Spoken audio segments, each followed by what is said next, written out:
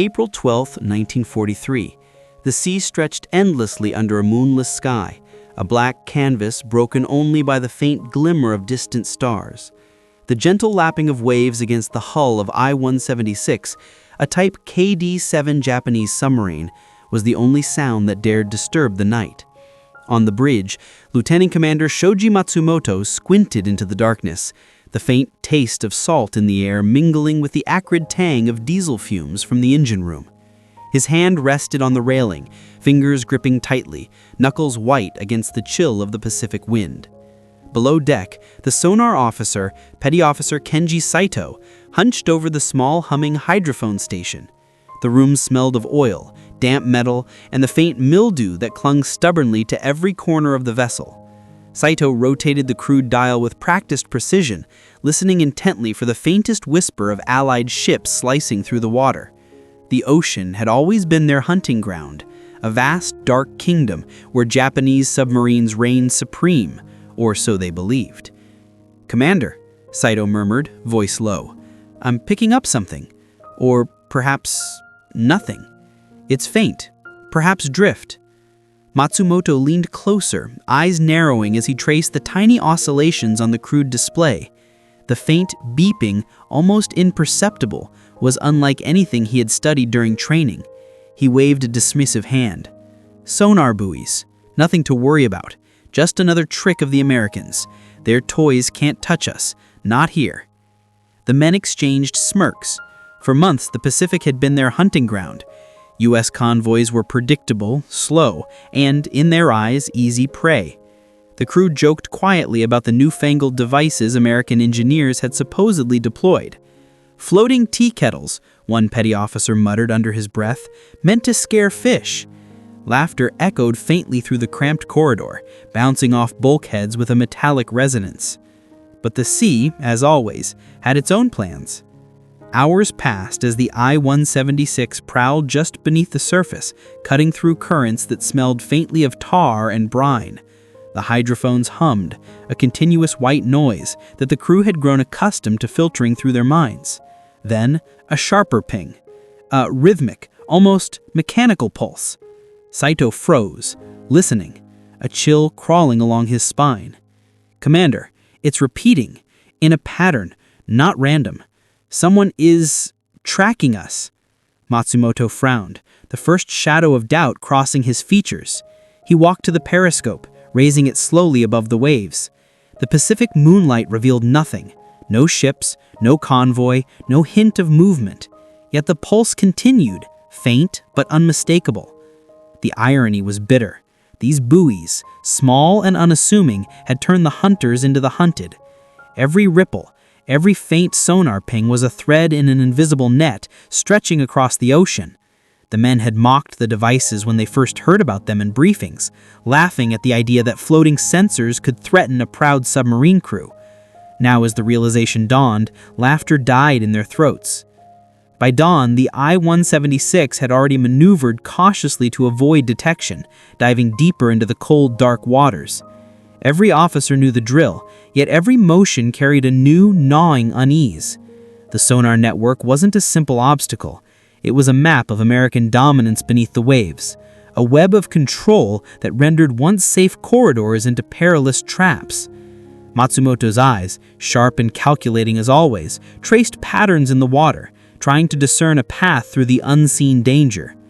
Each ping, each faint oscillation was a reminder the Pacific was no longer theirs. The crew, usually confident and boisterous, moved silently. Orders were whispered, charts were studied. Every turn, every maneuver had to account for the invisible enemy lurking beneath the surface. And somewhere in the quiet hum of the engine room, Petty Officer Saito couldn't shake the feeling that the sea itself had changed, that a new era of naval warfare had begun, one in which stealth and innovation mattered more than courage or skill alone.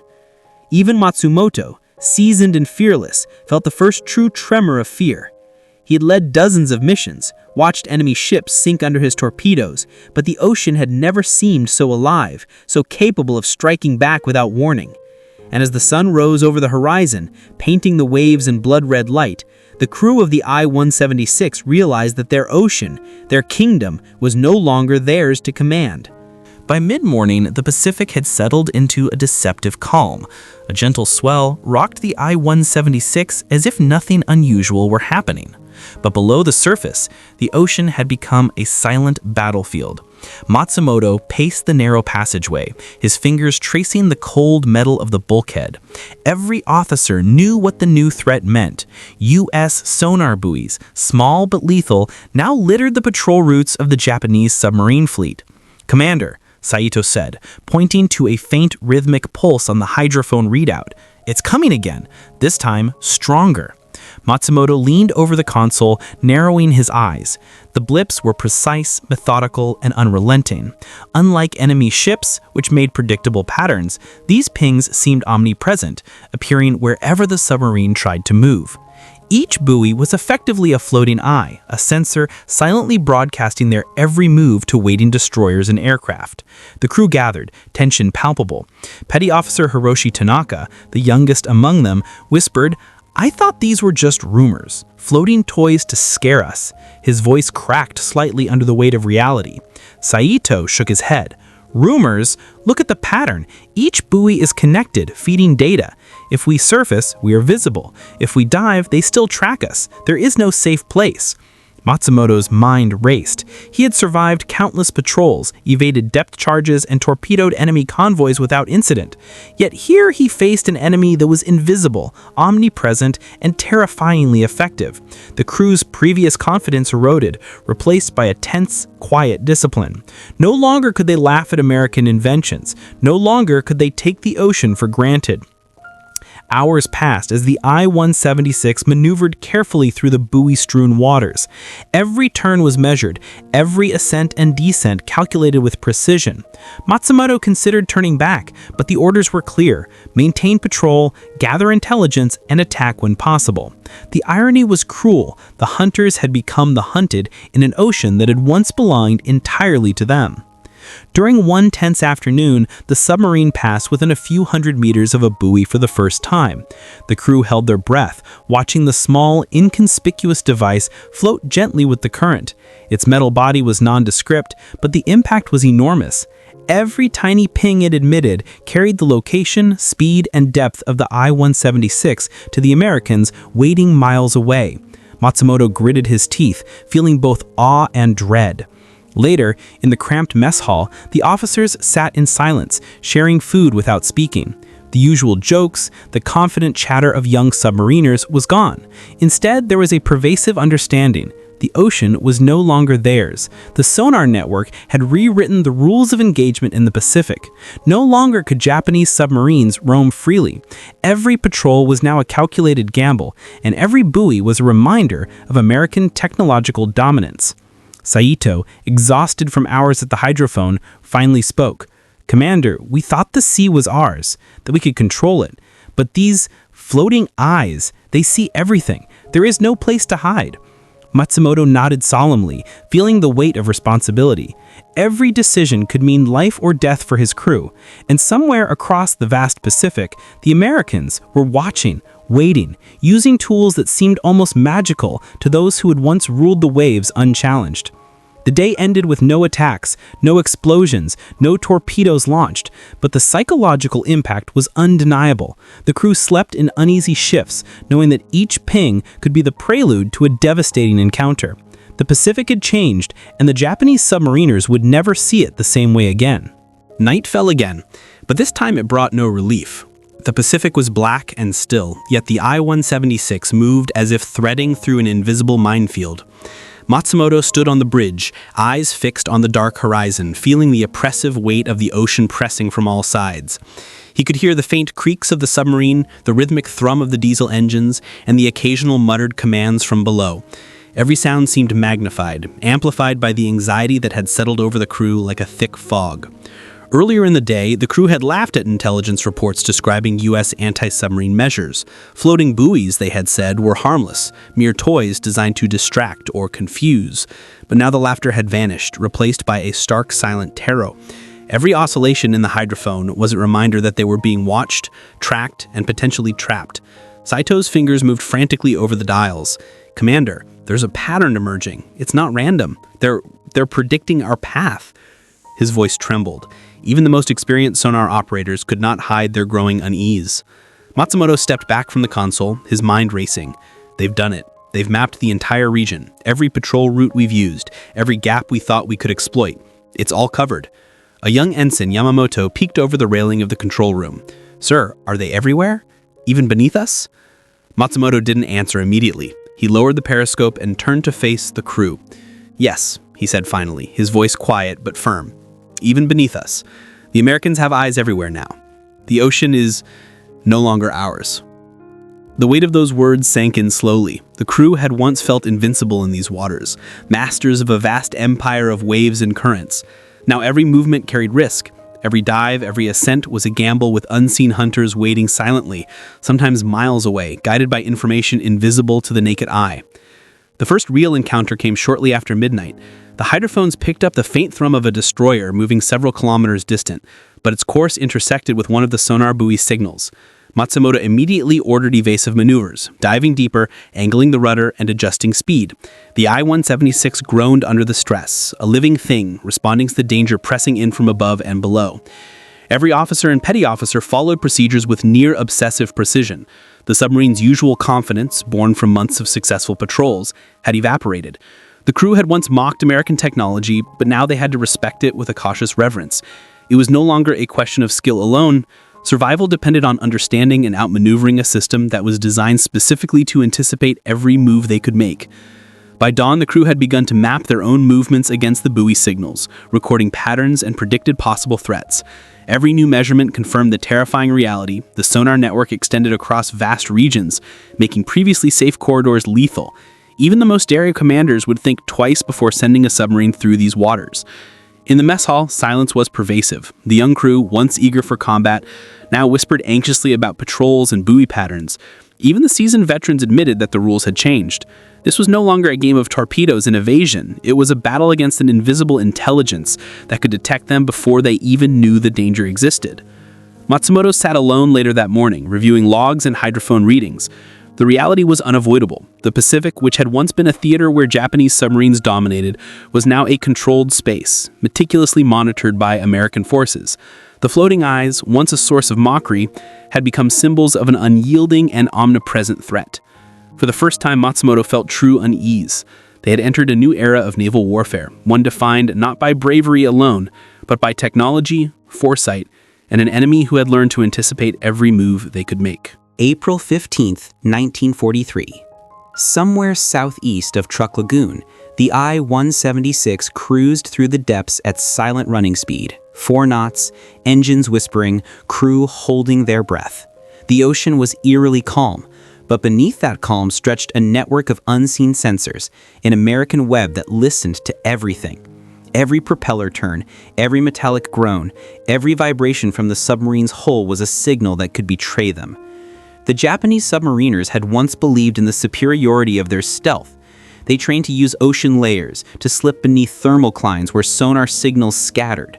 But the new American buoys, connected by aircraft, destroyers, and even floating relay units, had changed the nature of the hunt entirely. The buoys were simple in appearance, cylindrical metal floats dropped by aircraft or ships, drifting freely while sending acoustic data to the surface. But together, they formed something terrifying, an early prototype of what would later be called a barrier network. The U.S. Navy had turned sound into a weapon. Inside the I-176, the crew had begun referring to it as the ocean that listens. Saito sat hunched over the hydrophones again, his headphones pressing deep into his skull. Every so often, a soft ping resonated through the room, so faint it was almost imagined. But Saito knew the difference between illusion and contact. "It's everywhere. They've filled the sea with ears." Commander Matsumoto stood behind him, his jaw tense. "We'll find a gap," he said quietly, but his tone betrayed uncertainty. They had already lost communication with 2 other submarines in the area, I-178 and I-180, both presumed sunk. Rumors spread that depth charges had found them not by luck, but by precise tracking through this new sonar network. Each buoy acted like a beacon, and aircraft circling overhead could triangulate the echoes with terrifying accuracy.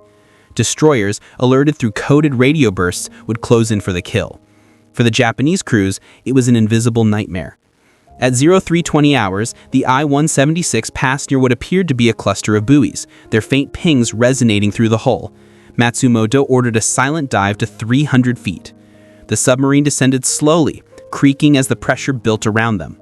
The crew's breathing grew heavier with each meter, their hands gripping railings and valves. Then, silence. The hydrophones went dead. No pings, no propeller hums, nothing. Saito looked up, his face pale. "Commander?" They stopped. Matsumoto frowned. "Stopped." Saito nodded. "They're listening, waiting." It was the perfect trap. The buoys had recorded the submarine's last position, then gone silent, forcing the enemy to make the next move. When the Americans detected motion again, they would know exactly where to strike. Minutes stretched into hours. The crew whispered prayers. Sweat collected on their brows despite the cold. Then, from somewhere above, came the distant, unmistakable sound of propellers. Aircraft. "Death charges inbound," shouted Yamamoto from Sonar. The first explosion was distant, muffled by hundreds of feet of water, but its shockwaves still rattled the submarine like a thunderclap. Another followed, closer. The lights flickered. Dust and condensation fell from the ceiling. Matsumoto barked commands. "Hold depth, trim tanks, adjust 2 degrees port, engines to 1/3 speed." They could feel the pressure waves rippling through the hull. Each blast echoed through the metal like a giant heartbeat. The Americans above were hunting not blindly, but with guidance, each charge calibrated by data transmitted from the sonar buoys. The sea, once their shield, was now a cage. For 3 relentless hours, the I-176 endured the bombardment. Plates creaked, rivets moaned. The men clenched their teeth, waiting for the one explosion that would end it all. But somehow, the destroyers passed, their sonar pings fading into the distance. When silence finally returned, no one spoke. The submarine drifted in darkness, engines off, conserving battery power. In that suffocating stillness, Matsumoto realized what had changed. This was not just a tactical shift, but it was a philosophical one. The Americans had turned sound, once the unseen background of the sea, into their most powerful weapon. It was warfare by listening, warfare by silence. And as the I-176 crept away under the cover of deep water, Matsumoto whispered to no one in particular, "We have entered a new kind of war." The words hung in the air like a confession. April 19th, 1943. Dawn rose over the Solomon Sea in pale bands of gray and red. The ocean looked peaceful, deceptively calm, but beneath it, the U.S. Navy's Operation Boxcar was fully in motion. It was one of the first major coordinated efforts to use acoustic detection buoys in combination with destroyer patrols and aircraft reconnaissance. The plan was simple: turn the sea itself into a listening device. The I-176 had unknowingly wandered straight into the heart of it. Aboard the submarine, Commander Matsumoto's eyes were red from lack of sleep. He had been awake for nearly 20 hours, studying hydrophone logs and plotting courses that would steer them away from the invisible lattice of sensors. He was a veteran, a man who believed the ocean could always hide him, but now he was beginning to doubt everything he had ever learned. At 0515, Sila picked up a faint ping on the hydrophones again, intermittent, deliberate, and triangulated. It wasn't a ship's active sonar, it was something else. Matsumoto listened carefully and then turned to the crew. "They're hurting us," he said quietly. "These buoys are working in patterns, not random placement. Each one overlaps the other's range." He was right. The Americans had designed their sonar barrier in overlapping grids. Each buoy was dropped from patrol planes flying racetrack formations across the Pacific. When one buoy lost contact, another picked up the same sound signature within seconds. To the submariners below, it felt as if the sea itself could track them. Above them, 8,000 feet in the air, a U.S. Navy PBY Catalina from Patrol Squadron 72 glided silently across the morning sky. Its crew had been alerted by the sonar network to a potential contact, faint propeller noise deep in the grid. The radio operator sent a coded message to the destroyer group below. Possible submerged contact, grid 9-4. Depth, 220 feet. The destroyers USS Fletcher and USS Radford adjusted course. Their sonar operators began sweeping the area, searching for confirmation. Every buoy, every relay signal drew them closer to their target, the Japanese submarine that thought itself invisible. Inside the I-176, Sila's face went pale. They're closing in again, multiple contacts. The first sonar ping from the destroyers echoed through the hull like a heartbeat. Ping, ping, ping.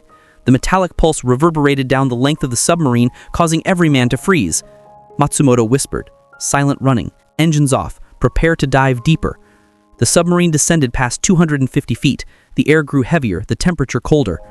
Crewmen held their breath, praying that the destroyers would pass, but this time, the pings didn't fade, they multiplied. Ping, ping, ping. "They've bracketed us," shouted Saito. 2 destroyers above, both sweeping inward. Then came the first explosion. The depth charge burst somewhere off the port sides, shaking the entire vessel. Lights flickered, gauges rattled. Another explosion followed seconds later, closer this time. The shock wave slammed into the hull like a hammer. Sparks flew from the control panel, men were thrown from their stations, seawater sprayed from a ruptured pipe hissing into the air. "Trim tanks, maintain depth," Matsumoto shouted. "Damage control, report." Chief Engineer Watanabe scrambled through the chaos. "Minor leak in ballast tank 2, no structural breach." Another explosion, this one above the conning tower. The sound was deafening, like the tearing of the world itself. The submarine bucked violently, and for a moment, it seemed they would be crushed. The Americans were no longer guessing. Each charge was dropped precisely, guided by acoustic data fed from the sonar buoys. It wasn't luck, it was mathematics. For nearly an hour, the attack continued. Bursts of sound and violence in the otherwise endless silence of the deep. The I-176 twisted through the black water like a wounded creature, evading by instinct more than strategy. The crew could feel the pressure mounting, both literal and psychological. At 0630, the pings began to fade. The destroyers, running low on depth charges, turned away. The Catalina banked south, its fuel nearly spent. The sea grew still again. Inside the submarine, the crew sat motionless, breathing in the metallic tang of recycled air and fear. When it was over, Matsumoto finally exhaled. "They knew exactly where we were," he muttered. "Not by sight, not by sound alone, the ocean told them." The men said nothing. There was nothing to say. They had survived by the narrowest margin, but the victory felt hollow. The Americans had built something new, something that turned the sea itself into a weapon. That night, as the I-176 drifted in silent darkness, Matsumoto sat alone in the chart room, staring at the map. Every blue expanse that once meant safety now looked like a trap, and he understood, with a cold clarity, that the war beneath the waves had changed forever. April 22, 1943, 230 miles northeast of Rabaul. The sea was calm, but inside the I-176, calm was an illusion. The men had stopped speaking entirely. The ocean around them now seemed to hum with unseen machinery, as if it were alive, whispering in frequencies only their instruments could hear. Lieutenant Commander Matsumoto stood in the control room, a hand resting on the periscope column. His eyes were hollow from lack of sleep. Around him, the submarine smelled of oil, stale air, and fear. Every gauge flicker drew glances. Every creak of metal felt like a warning. The attack 2 days earlier had done more than damage their systems. It had cracked their faith. These were veteran sailors, proud members of the Imperial Japanese Navy, men who had once prowled the ocean with confidence. Now, even the youngest among them moved with haunted eyes. Petty Officer Saito adjusted his headphones again, twisting the hydrophone dial in small, careful increments. He didn't need to listen for Allied ships anymore. Now he listened for the Buoys, their faint, steady pings echoing like distant clockwork in the abyss. "There," he murmured. "One at bearing 046, another at 220, maybe 3 total." Matsumoto bent over the map table, drawing faint pencil circles. The grid was tightening. "They're closing the lanes," he said quietly. "They've learned our routes." No one responded. They all knew it was true. For months, Japanese submarines had relied on predictable corridors between Truk, Rabaul, and the Solomon Islands. But those corridors had become hunting grounds. Reports from command were vague, censored, mentions of submarines missing or lost at sea, but everyone knew what it meant. The Americans were listening. That afternoon, the crew surfaced briefly to recharge batteries. The horizon was empty. The ocean, a perfect sheet of steel blue water, the air crisp with salt. It should have been a moment of relief. Instead, every eye scanned the skies. "Surface time 20 minutes only," Matsumoto ordered. "No radio transmissions. Keep watch for aircraft." The diesel engines roared to life, their vibrations trembling through the deck. Men hurried to their stations.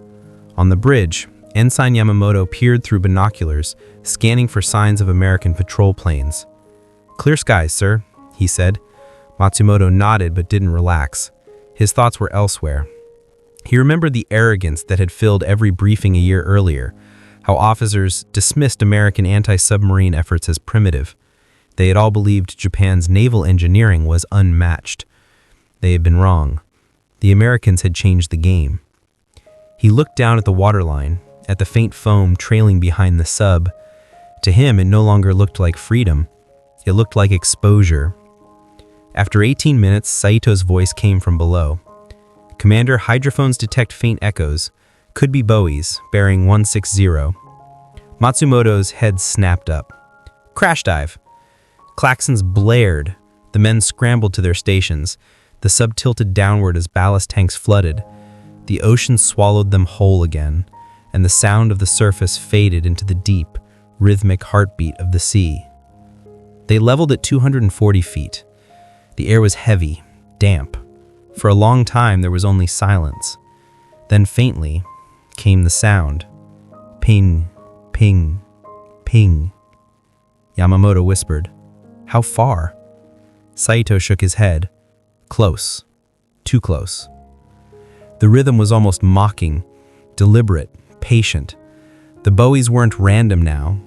They were being deployed methodically, forming chains across likely submarine routes. Somewhere above them, an aircraft or a destroyer was adjusting its position based on those very echoes. Matsumoto exhaled slowly, feeling the weight of defeat press down on him. He said, "They've learned the ocean better than we have. We used to believe this sea belonged to us, but now it belongs to anyone who can hear it." Saito nodded. And they can hear everything. That night they drifted without power, conserving the last of their batteries. The men whispered in the dark. Some prayed. Others stared into the black metal walls as if hoping to see beyond them. One of the older sailors, Chief Warrant Officer Hara, broke the silence. He said bitterly, "We used to mock them, the Americans. We said they fought with machines, not with spirit. But maybe spirit isn't enough anymore." No one disagreed. The sea outside seemed endless, but now in every direction it carried sound. Sound that betrayed them, sound that killed. For the first time, Matsumoto began to wonder if his mission mattered at all. His orders had been simple: patrol, report, intercept Allied convoys. But what good were orders in an ocean that no longer obeyed? He closed his eyes, hearing again the faint mechanical pulse of the buoys, the heartbeat of a new kind of war. And somewhere in that darkness, he understood the truth he would never speak out loud. The Empire's dominion over the Pacific had ended, not with a battle, but with a sound. May 16th, 1944. The skies over the Bismarck Sea were a pale, cloud-streaked blue. The ocean shimmered in the sunlight, a beauty that belied the danger lurking beneath. Months had passed since Commander Shoji Matsumoto and his crew of the I-176 had first encountered the American sonar buoys. What began as curiosity had turned to disbelief, and now resignation. The Imperial Japanese Navy still believed its submarines could contest the Pacific, but the truth, whispered among the few surviving crews, was grim. Every patrol ended in loss. Every mission through the old sea routes felt like suicide. The Americans had perfected their art of detection. The buoys were now smarter, more sensitive, dropped in vast arrays by aircraft patrolling night and day. Destroyers and escort carriers hunted in tandem, closing in on every whisper beneath the waves. The Japanese, once masters of stealth, had become prey. For weeks, the I-176 had operated near the coast of New Guinea, trying to deliver supplies to the garrisons still fighting there. It was a humiliating shift, from proud hunter to desperate courier. Each dive, each movement, was a gamble against the unseen net surrounding them. On May 16th, at 0400 hours, Matsumoto surfaced in darkness to send a coded transmission to Rabaul. The crew worked quickly, every man tense, scanning the horizon. The diesel engines thrummed softly as radio operator Ensign Fujita tapped out the message. Supplies delivered, returning to base. Enemy activity heavy. It was a message that would never reach home. At 0415 hours, Saito's voice broke over the intercom from the sonar station below. "Commander, I'm detecting aircraft engines, multiple, approaching fast. Matsumoto cursed under his breath. Crash dive, all hands. The I-176 plunged into the depths as the first searchlight swept the surface above. Seconds later, the thunder of aircraft engines filled the water, followed by a hollow splash, then another, and another. Sono buoys. Each one hit the surface with a dull metallic plunk, dispersing in a precise pattern around the submarine's last known position. Their transceivers came alive almost instantly, broadcasting faint acoustic echoes through the water. Inside the control room, Saito's headphones screamed with interference. "They've deployed a full field," he shouted. "At least 6 buoys, maybe more." Matsumoto gripped the edge of the table. "Evasive pattern Delta. Keep us at 280 feet. All engines 1/4. The submarine began to glide silently through the deep, its hull groaning under the pressure. For a moment there was hope, but then came the ping, faint but distinct. Then another, closer. The sono buoys had found them. Above, the U.S. Navy destroyer USS Franks, operating under Task Group 70.4, received the coordinates. Within minutes, it was joined by the destroyers Haggard and Haggis, each turning toward the contact point. At 04:38, the first active sonar sweep rippled through the water. The ping was deafening, echoing through the hull like a hammer blow. Saito's knuckles whitened. "They've got us." "Hold your depth," Matsumoto ordered. "We can still lose them if we stay silent." But the ocean offered no mercy. The destroyers closed in, guided by the steady rhythm of sonar and the precise data streaming from the buoys. Each turn of the I-176's propellers was now a beacon. At 04:57, the first pattern of depth charges detonated. The shock waves hit the hull like giant fists. Pipes burst, light fixtures shattered. A high-pitched scream filled the submarine as water began to spray through the seams. "Damage in compartment 3, Watanabe shouted. "We're taking on water." "Seal it off," Matsumoto barked. Another explosion followed, closer this time. The lights flickered and died. Emergency lamps cast the control room in an eerie red glow. Yamamoto clutched his console, shouting above the chaos, "They're dapping in a pattern, we can't outmaneuver this." The destroyers were moving in unison, encircling the last known position. Each depth charge pattern drove the I-176 deeper into crushing pressure. At 04:56, the submarine was at 340 feet. The hull creaked like old wood. Men prayed quietly as the air grew hotter, staler. Then came a massive explosion directly above them, a charge perfectly timed, perfectly placed. The world seemed to split apart. Metal screamed. A console tore free from its mountings. The lights went out completely. In the blackness, Saito felt water rush past his feet. "We're breached," he cried. "Forward section flooding." Matsumoto's voice was calm, almost eerily so. "All compartments, prepare for flooding control. We will not surface." There was a silence, one final heavy moment of defiance. Then another explosion. This one tore open the hull. The I-176 listed violently, her nose plunging downward. Seawater roared through the breaches, drowning out all sound except the hiss and crash of death itself. As the submarine sank into the darkness, Matsumoto reached for the logbook. He opened it to the last entry and with shaking hands wrote, "The sea hears us now. The Empire's voice is silent." Then he closed it. At 05:33, the I-176 disappeared forever beneath the waves. Hours later, the American destroyers circled the area. Oil slicks and debris floated to the surface, fragments of the submarine's story. The sonar buoys, still bobbing quietly in the waves, transmitted silence. The Pacific had claimed another hunter, and the ocean that once obeyed Japan now spoke only to America. The destruction of the I-176 marked more than the loss of another Japanese submarine. It symbolized a fundamental shift in the very nature of naval warfare.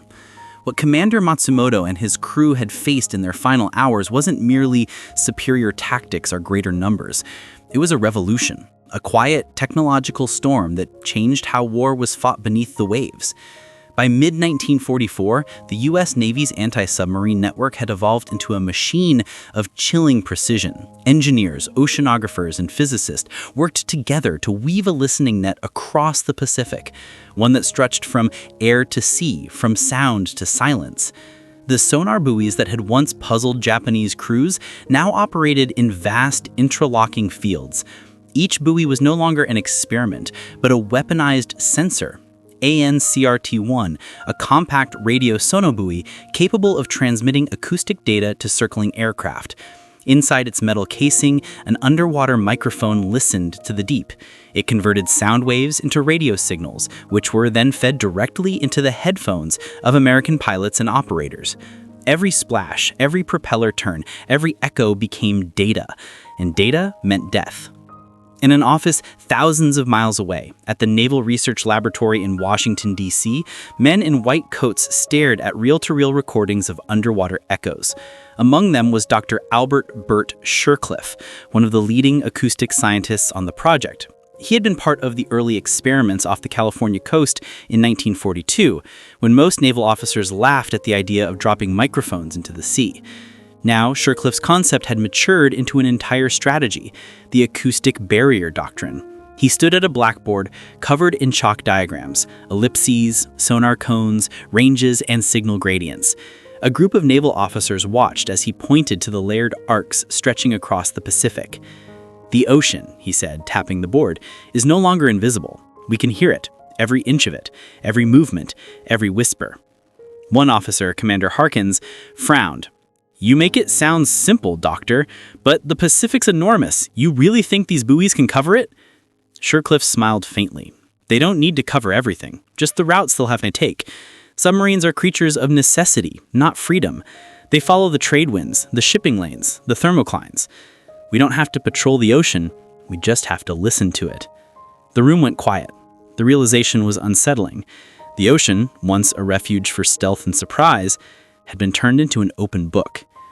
Meanwhile, aboard a PBY Catalina patrol aircraft over the Solomon Sea, the system was being tested in real combat.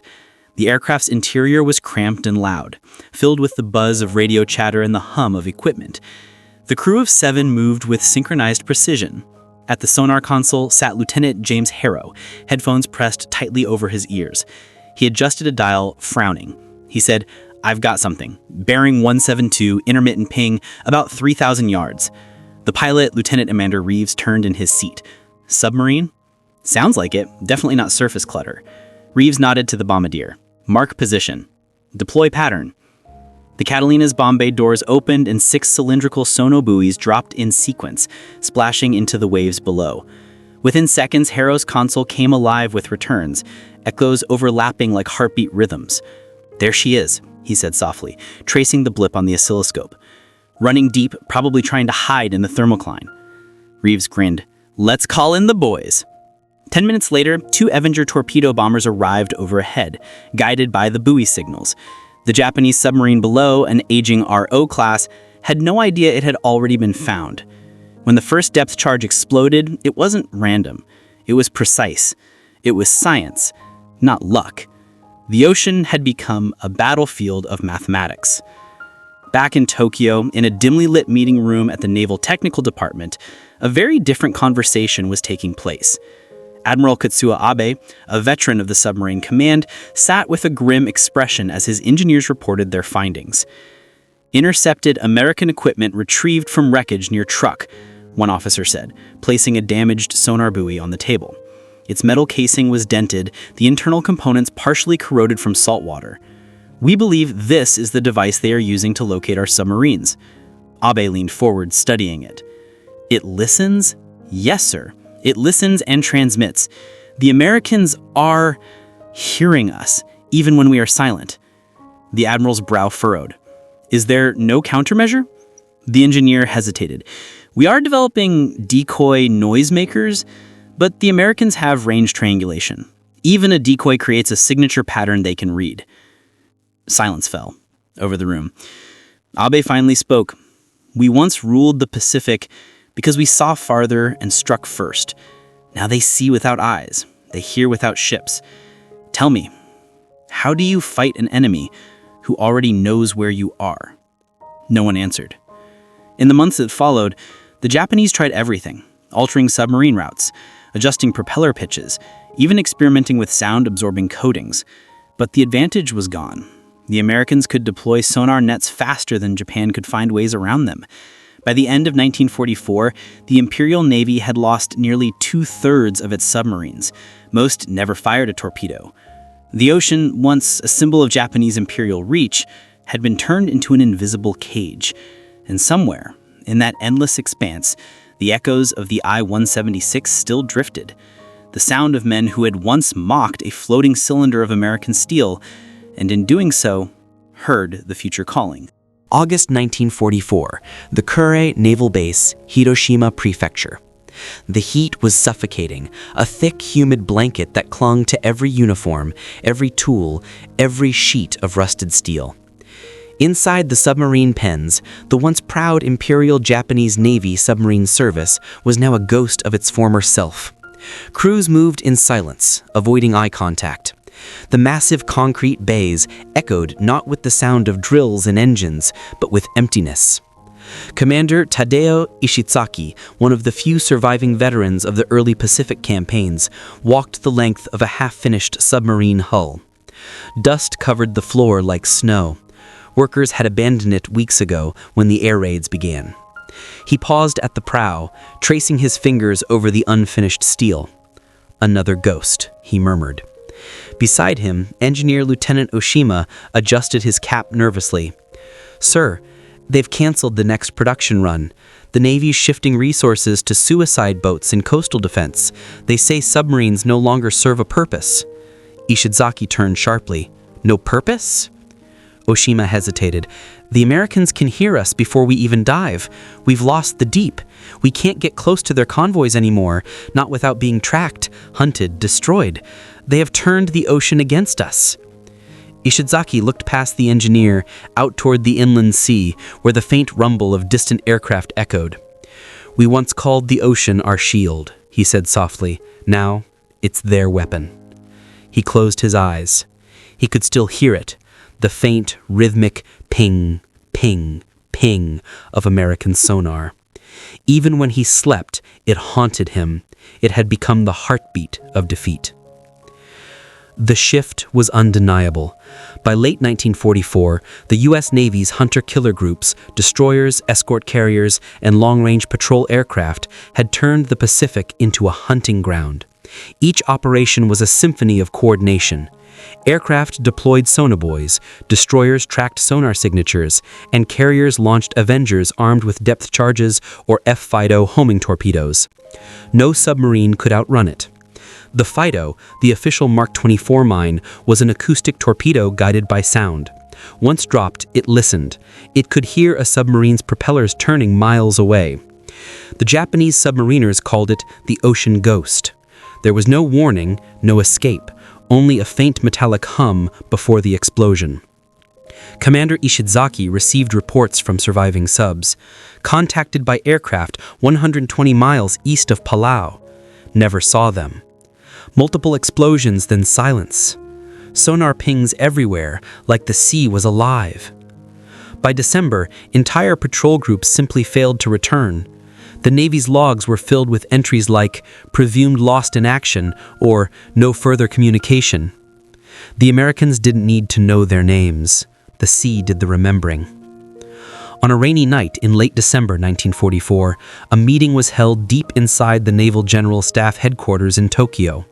The war was collapsing on every front, but for the submarine officers, the reality had long been clear. Admiral Shigeyasu Sato, one of the last defenders of Japan's submarine campaign, stood at the head of the table. Before him sat a dozen captains and engineers, men who had once commanded legions beneath the waves. Sato's voice was rough but steady. "Gentlemen, the Navy has decided to withdraw our long-range submarines from offensive patrols.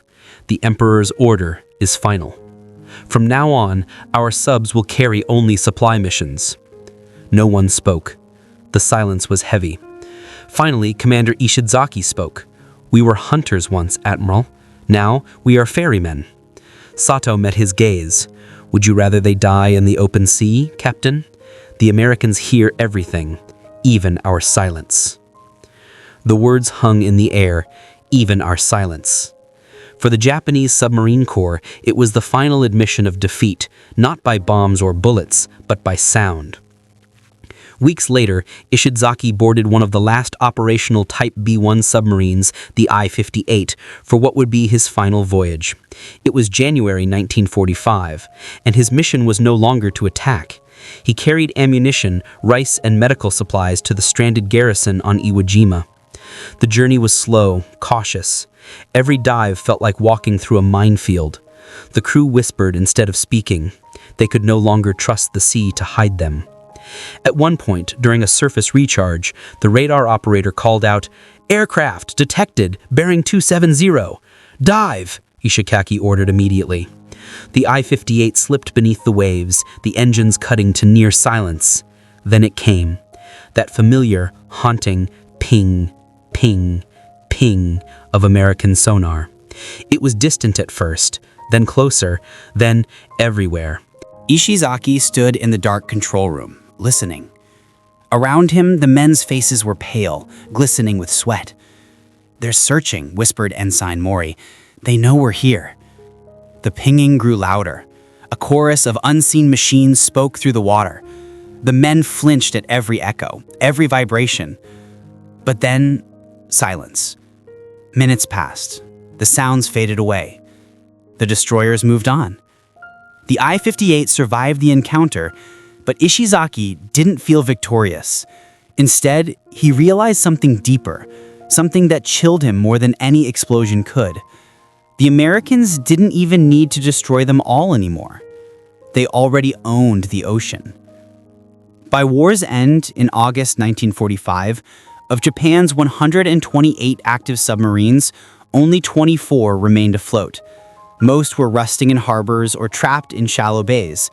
Many had never seen battle. The Imperial Submarine Force, once envisioned as a dagger aimed at the heart of the Pacific, had been outmatched not by sheer power, but by perception. In post-war interrogations, surviving Japanese officers admitted what they refused to say during the conflict. "We underestimated them," said one. "We thought technology was cowardice. We were wrong." "They heard us before we could even see them," said another. "The ocean betrayed us." And so, when Japan surrendered, it wasn't just land, air, and empire they lost. It was the sound of the sea itself. In a sense, the defeat of the I-176 and her sisters was not just the end of a fleet. It was the dawn of a new kind of warfare, one fought not with sight or speed, but with listening. The sonar buoy, once a strange American gadget that Japanese crews had mocked, became the cornerstone of undersea dominance for decades to come. The ocean, that ancient realm of mystery and silence, had found a voice, and that voice spoke in echoes. The echoes of a war where sound decided the victor. September 1945. The war was over. The flags of surrender fluttered in Tokyo Bay, and the great battleships that had once thundered across the Pacific now sat motionless under gray skies. But below that calm surface, beneath the layers of oil, ash, and memory, the ocean still carried the whispers of the war that had been fought within it. The Pacific had changed forever. In the weeks following Japan's surrender, American naval intelligence teams scoured captured submarine bases from Kure to Sasebo. They found gutted hulls, wrecked engines, and torpedo racks stripped for parts. In bunkers and tunnels, they discovered crates of sonar records, journals, and acoustic maps drawn by desperate Japanese engineers trying to understand what had defeated them. At the Yokosuka Naval Arsenal, an American officer named Commander John Ellsworth, a sonar specialist who had helped develop the early buoy systems, walked through a warehouse filled with these relics. Dust drifted in the light filtering through the roof. He paused before a rusted Japanese hydrophone, a crude listening device compared to what the Americans now possessed. He turned to his aide. "They never really stood a chance, did they?" The aide shrugged. "They didn't believe sound could win a war." Ellsworth nodded slowly. "We neither did, until it did." He set down his clipboard and looked out over the bay. In the distance, the water shimmered under the morning sun, calm and endless. "We used to say the ocean was too big to tame," he said softly, "but I think we finally did." Across the Pacific, remnants of that acoustic revolution were being gathered, cataloged, and repurposed. The U.S. Navy's Naval Research Laboratory began studying the lessons learned from the war's sonar campaigns. The results were clear. Sound had become the new weapon, and the ocean, once a hiding place, had become transparent. By 1946, American engineers were designing entire undersea surveillance grids, fixed sonar stations that would eventually evolve into the SOS-US network during the Cold War. The same principles that had hunted the I-176 were now being used to track Soviet submarines thousands of miles away. What began as an improvised wartime experiment, dropping microphones into the ocean, had become a permanent architecture of dominance. Every ping, every buoy, every faint whisper of propeller noise had taught the U.S. Navy one crucial truth. Control of the sea no longer depended on ships, it depended on sound. In Japan, however, the legacy was quieter, heavier. The surviving submarine crews returned home to ruins. Men who had once sailed beneath the vast Pacific now lived in wooden huts or worked in shipyards dismantling the very submarines they once commanded. Former Commander Tadao Ishizaki lived in Nagasaki, where he worked as a dock supervisor in the post-war rebuilding effort. Each morning he would walk along the shoreline, watching fishing boats drift out to sea, the same waters where so many of his comrades had vanished. He carried no bitterness, only reflection. Sometimes, when the sea was still and the wind low, he swore he could hear the faint rhythm of sonar. Ping, ping, ping, somewhere deep below the surface. One afternoon in 1947, an American naval attaché visited the docks, part of the Occupation Administration's liaison with Japanese shipyards. Spotting Ishizaki's insignia, he struck up a conversation. "You were submarine service?" he asked. "Yes," Ishizaki replied, in slow, careful English. "I commanded undersea fleet." The American nodded. "I served on destroyers, anti-submarine work." For a long moment, neither man spoke. The waves lapped gently against the pier. Finally, Ishizaki said, "Your sonar, very effective. We did not understand it. We thought ocean was our friend." The American smiled faintly. "It still is. We just learned how to listen to it." Ishizaki nodded, gazing out toward the horizon. "Then ocean has chosen new masters." In the years that followed, history books would record Japan's undersea war as a story of courage and futility. The submariners had fought bravely, often hopelessly, against a force they couldn't see. But in truth, their story wasn't one of failure. It was a story of transformation, the moment when technology overtook tradition, when faith in spirit and skill gave way to data and detection. The I-176, once a symbol of Japan's reach across the Pacific, became a legend whispered among sailors. Its final message, "The sea hears us now, the Empire's voice is silent," was found years later, preserved in post-war archives. It became a quiet epitaph for an entire generation of submariners. American oceanographers studying the site decades later reported faint metallic readings on the seabed northeast of Rabaul. The wreck lay in two sections, heavily encrusted, silent, but unmistakable. Around it, schools of fish swam through the remains of what had once been a machine of war. The ocean had reclaimed it completely, but not forgotten. By the 1950s, sonar technology had become the heartbeat of a new global struggle.